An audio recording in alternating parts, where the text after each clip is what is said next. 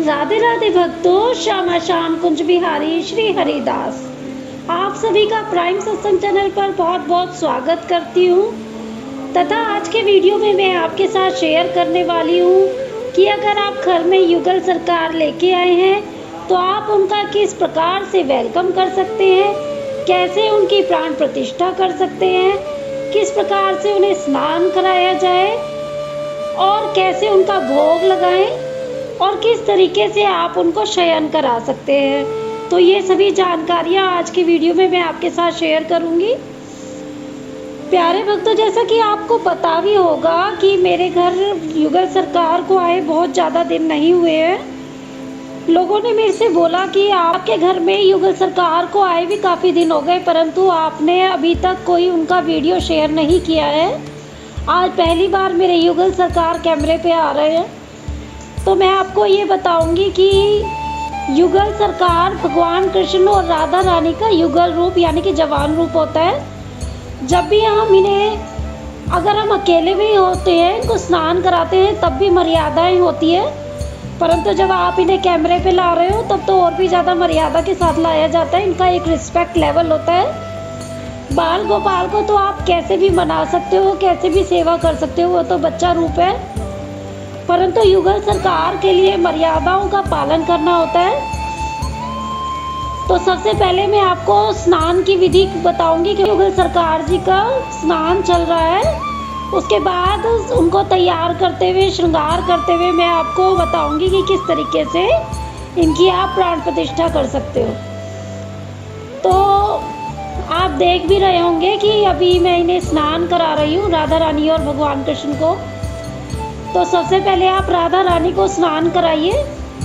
अलग अलग इनको स्नान कराया जाता है, और जब भी राधा रानी को आप स्नान कराएं तो प्लीज़ प्लीज़ प्लीज़ मैं आपसे यही कहूँगी कि बिना वस्त्रों के ना कराएं।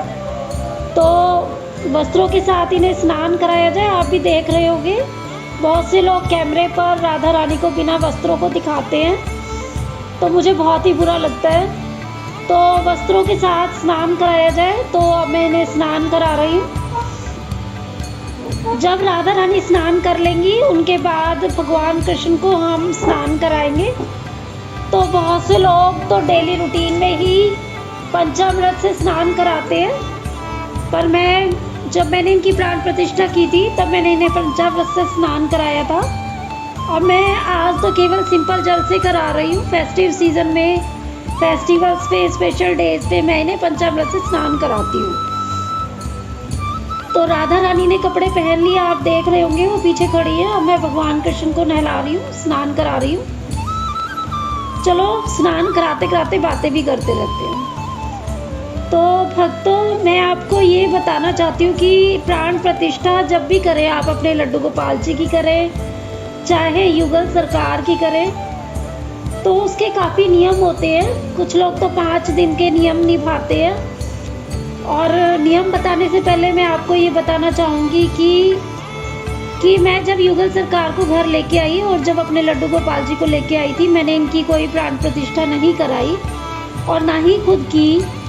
इसका रीज़न ये है कि मेरा मानना है कि भक्त के भाव, भक्त का दुलार, भक्त के लाड़, भक्त का प्यार, भोग लगाना, उनकी सेवा करना, जो भी भाव हो, पुत्र भाव हो, सखा भाव हो, पति भाव हो, जो भी भाव से आप उन्हें रखते हैं, तो आपके भाव ही स्वयं भगवान कृष्ण में, राधा रानी में या फिर और भी भगवान जी के जो विग्रह होते हैं उनमें अपने आप प्राण डाल देते हैं। तो मैंने कोई प्राण प्रतिष्ठा नहीं की थी, सीधा मैं लाई और मैंने पंचामृत से स्नान कराया और मैंने उन्हें मंदिर में स्थापित कर दिया। और साथ ही मैं आपको विधि भी बता देती हूँ कि अगर आप प्राण प्रतिष्ठा करना चाहते हो तो कैसे करा सकते हो। सबसे पहले आप भगवान कृष्ण और राधा रानी की आंखों पे, या फिर लड्डू गोपाल जी का करा रहे हो तो उनकी आंखों पे पीले रंग की पट्टी या लाल रंग की पट्टी बांध दें। उसके बाद सबसे पहला जो इनका होता है, आप एक साफ बर्तन ले लें, उसमें एक आप गद्दी भी लगा सकते हो नीचे, या गंगा जल से उसे साफ कर सकते हो। उसके बाद उसमें आप सबसे पहले अनाज डालें। अनाज यानी आप चावल ले सकते हो, धान ले सकते हो, उसमें इनको 1 दिन के लिए आपने दोनों को लिटाना है बंद आँखों के साथ, और उस बर्तन को लाल कपड़े से कवर करके आप इनको छोड़ दें। और कोई मंत्र का आप जाप कर सकते हो, धूप दीप नैवेद्य भी दिखाते हैं। अगले दिन आप इस बर्तन को खोलेंगे तो दूसरे दिन आप क्या डालेंगे उसमें, दूसरे दिन फल डालें, तीसरे दिन उसमें सब्जी डालें, फिर चौथे दिन उसमें पुष्प डालें। अब 5वां दिन जब होगा, 5वें दिन आपको क्या कराना है, 5वें दिन आपको इनको पंचामृत से स्नान कराना है। इस प्रकार से 5 क्रियाएं इनकी पूरी होती हैं। पंचामृत से स्नान कराने के बाद आप सुंदर पोशाक पहनाएं, धूप दीप नैवेद्य दिखाएं। ये है प्राण प्रतिष्ठा की विधि। तो मैंने आपको पहले भी बताया कि मैंने तो ऐसे ही लेके आई, मैंने इनका वेलकम किया। बहुत दिन में बहुत एक्साइटेड काफ़ी रही, अब एक्साइटेड तो अभी भी हूँ, सारा दिन देखती रहती हूँ, बट अब मैंने हिम्मत जुटाई है कि चलो मैं इनका वीडियो आपके साथ शेयर करती हूँ।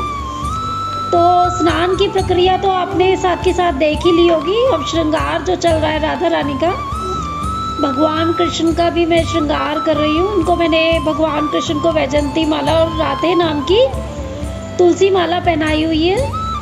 राधे रानी के श्रृंगार में हमें खास ये ध्यान रखना पड़ता है कि इनका श्रृंगार पूरा होना चाहिए, कंगन, पैरों में पायल, गले में माला। पर सिंदूर हम खुद नहीं लगा सकते, बिंदी ने लगाते हैं हम, पर सिंदूर हमें खुद नहीं लगाना होता, क्योंकि जैसे भी कहते हैं ना, सुहागन जो होती है उन्हें उनका पति ही सिंदूर लगाता है, तो हम सिंदूर इनको अर्पित नहीं कर सकते। तो आप इन्हें बिंदी लगा सकते हो, स्टिकर बिंदी भी लगा सकते हो, सिंदूर वाली बिंदी भी लगा सकते हो। अब आप देख रहे होंगे मैंने बड़े सॉफ्ट कपड़े पहनाए हैं। ये वस्त्र मैंने खुद बनाए हैं, भगवान कृष्ण के भी, राधा रानी के भी। थोड़ा आपको ये इनका साइज़ थोड़ा बड़ा लग रहा होगा, पर मैंने बड़ा जानबूझ के बनाया है। फ्रॉक का, लहंगे का थोड़ा साइज़ इसलिए बड़ा बनाया है क्योंकि थोड़ा फूला फूला घेरे वाला अच्छा लगता है। मैं मार्केट से भी इनकी ड्रेस लेके आई थी, पर मैंने ये खुद, मेरे भाव हुए कि मैं खुद बनाऊं सॉफ्ट से कपड़े, क्योंकि मार्केट से थोड़े हार्ड से आ रहे थे और मुझे सिलाई आती नहीं है। फिर भी मैंने कोशिश करी है, तो आप प्लीज़ मुझे बताइएगा कमेंट बॉक्स में कि आपको युगल सरकार की ड्रेस कैसी लगी। अब बात है, आपने स्नान करा दिया, सबसे पहले प्राण प्रतिष्ठा कर दी, आपने स्नान करा दिया, फिर है भोग की। तो आप जैसे भी लड्डू गोपाल जी का भोग लगता है वैसे ही इनका लगता है तुलसी के साथ। तो तुलसी भगवान कृष्ण की प्यारी है, आप राधा रानी को तुलसी नहीं चढ़ा सकते, पर वो भोग की जो थाली होती है उसी में से ही आप युगल सरकार को भोग लगाइए। मैं तो जो थाली लड्डू गोपाल जी की लगाती हूँ उसी में ही युगल सरकार को भी भोग लगा देती हूँ। तो तीनों टाइम आप भोग लगाएं। कुछ लोग 2 टाइम लगाते हैं, तीनों टाइम में आप दोपहर में जब इनको 4 बजे उठाते हो, मंदिर का पर्दा खोलते हो, तब दूध वगैरह का भोग लगा सकते हो, चाय का भी भोग लगा सकते हो। वैसे दूध लगाओ तो ज़्यादा अच्छा है, स्नैक्स वगैरह दे सकते हो। और दोपहर में इनके लिए आप एक जो बेड है आपको पहले ही अरेंज करना होगा, क्योंकि खड़े खड़े ये थक जाते हैं। तो 12 से 4 आप शयन करा सकते हो। कुछ लोग 2 से 4 कराते हैं, कुछ लोग 12 से 4, मैं 12 से 4 कराती हूँ। उस टाइम में आप मंदिर का पर्दा बंद कर दीजिए। कुछ लोग इनको लिटाकर शयन कराते हैं, पर इनके शयन की प्रक्रिया होती है कि आप मानसिक तौर पे इन्हें शयन कराएं। इनका श्रृंगार थोड़ा हल्का कर दे, रात को सॉफ्ट कपड़े भी पहना सकते हैं। तो और इनको रिक्वेस्ट करें इनका बेड लगा के कि आप आराम कर लीजिए या सो जाइए, जैसे भी है इस तरीके से। और मंदिर का पर्दा आप रात को और दोपहर में ज़रूर लगाएं, क्योंकि ये युगल रूप होता है। किसी भी सूरत में रात को पर्दा ना खोलें। सुबह भी 3 ताली बजा के या मंदिर की घंटी बजा के इन्हें जगाएं। जगा के वही आप बिना नहाए धोए इनको हाथ ना लगाएं। स्वच्छ रूप में आप अपने लड्डू गोपाल जी को तो फिर भी जगा सकते हो, दूध दे सकते हो, पर इनको नहा धो के ही हाथ लगाएं। सुबह दूध का भोग लगा सकते हो नहला के। फिर आप इनको वही भोजन जो आपके घर में बनता है, सात्विक आहार यानी कि बिना प्याज लहसुन का, आप इनको भोग लगाएं। तो आप देख रहे होगे कि मेरी राधा रानी तैयार हो रही है, तो कैसी लग रही है प्लीज़ मुझे ज़रूर बताइएगा।